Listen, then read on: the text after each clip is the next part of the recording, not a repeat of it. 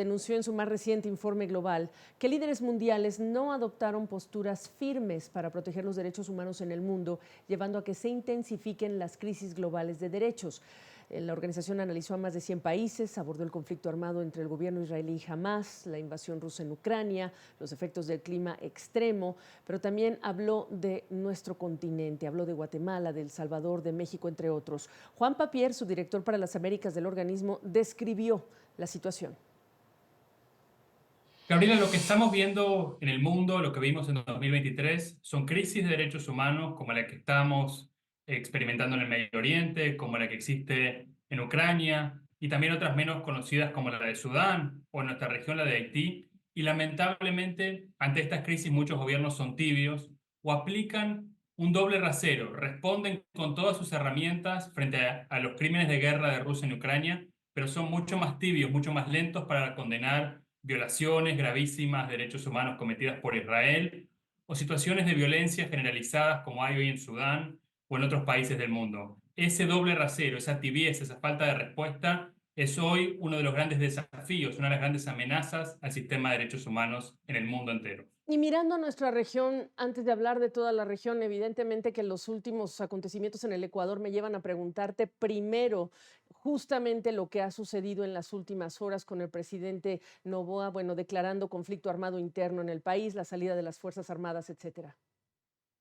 Mira, estuve en Ecuador hace poco y salí aterrado por los niveles de violencia que hay en el país. Se han triplicado las tasas de homicidio. Lo que están haciendo estas bandas criminales es realmente aberrante y merece una respuesta firme, una política de seguridad efectiva y siempre respetuosa de los derechos humanos. Pero declarar un conflicto armado interno no es algo que se puede hacer de manera improvisada. Es algo que tiene que ser hecho de forma técnica, basada en los hechos y el derecho internacional. Y lamentablemente, el presidente Noboa no ha presentado argumentos convincentes para tomar esta determinación, que pone en peligro a los ecuatorianos porque permite, facilita el uso excesivo de la fuerza letal por parte de las fuerzas de seguridad. Estamos muy preocupados por las gravísimas violaciones y abusos que cometen las pandillas, pero también por los riesgos de abusos por parte de las fuerzas de seguridad. Los expertos a los que yo he consultado dicen, bueno, estamos también amparándonos en la ley, la ley internacional, la legislación internacional, que en su entender, Juan, deberían estar articulando también las autoridades, grupos específicos de observación del desempeño y del actuar de las Fuerzas Armadas, de la policía, ¿qué exactamente? Mira, para empezar, yo no veo en ese decreto, lo he leído con mucha atención, no veo un análisis serio del derecho internacional. Es un tema que conozco bien y ahí no están recogidos los criterios del derecho internacional, no están explicadas debidamente las decisiones que está tomando el presidente Noboa. Creo que en materia de derecho internacional, tristemente, se está improvisando mucho en el Ecuador.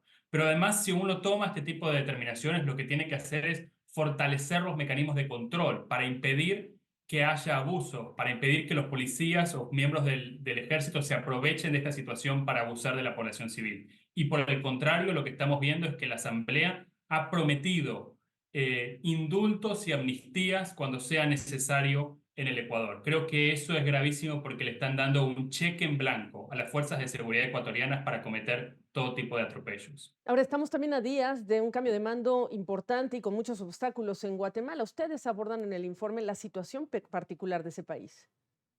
Lo que estamos viendo en Guatemala es un intento de golpe de Estado y continúa hasta hoy en día. Se acaban de liberar órdenes de captura contra los miembros del Tribunal Supremo Electoral de Guatemala y también están intentando ir contra la vicepresidenta. Creo que aquí la comunidad internacional tiene que estar muy atenta. El cambio de gobierno, la toma de posesión del presidente electo Bernardo Arévalo todavía pende de un hilo y es importante que los Estados Unidos, la Unión Europea y los gobiernos de América Latina trabajen conjuntamente para frenar este golpe de Estado que lidera el Ministerio Público guatemalteco, que quiere llevarse por delante la democracia guatemalteca con tal de poder consolidar una cleptocracia donde cualquiera pueda robarse el erario público con total impunidad. Eso es lo que pasa tristemente hoy en Guatemala. Por supuesto que uno de los temas polémicos tiene que ver con El Salvador, con la intención de un presidente de nuevamente extender su mandato.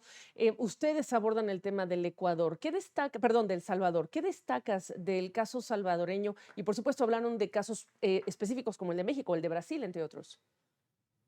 Mira, del caso salvadoreño hay tres hechos que son, creo que, difíciles de cuestionar. En primer lugar, que se han reducido las tasas de violencia, de inseguridad en El Salvador. Eso es cierto y es una buena noticia. En segundo lugar, que el presidente Nayib Bukele se ha llevado por delante las instituciones democráticas y que sus fuerzas de seguridad han cometido violaciones generalizadas de derechos humanos, detenciones arbitrarias, desapariciones forzadas, tortura, malos tratos, muertes en prisión, incluso detenciones de menores de edad. Hemos documentado casos de niños de 13 años que han sido detenidos y acusados de ser pandilleros en procesos completamente abusivos. Y en tercer lugar, lo que ocurre en El Salvador es que tristemente la popularidad de Bukele, la popularidad de estas medidas sigue siendo muy alta y eso pone en crisis la respuesta necesaria para proteger los derechos humanos de estas víctimas que hoy están que están sufriendo todo tipo de abusos en el país. Esas son las tres cosas que están ocurriendo hoy en El Salvador con un presidente que se ha saltado